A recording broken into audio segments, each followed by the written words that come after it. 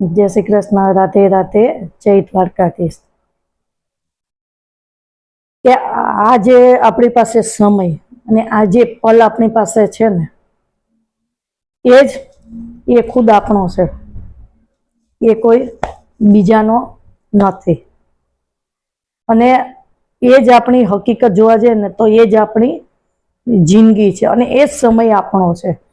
કેમ કે આગળનો સમય જે આવવાનો છે, જે પણ થવાનું છે, કે જે પણ આગળ કંઈ થશે એ કંઈ આપણને ખબર નથી, કોઈએ જાણ્યું નથી અને કોઈ જાણવાનું પણ નથી, સમજ્યા?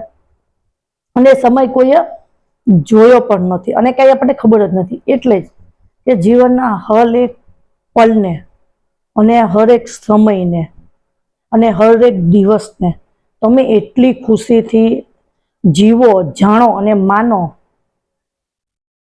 કે તમને એનો પછી ક્યારેય જિંદગીમાં અફસોસ ન રહે। અને બીજી એક વાત કે આપણે જે આ શ્વાસ લઈએ છે ને એ આપણો શ્વાસ પણ ઉધાર છે અને એ પણ ભગવાનનો આપેલો છે।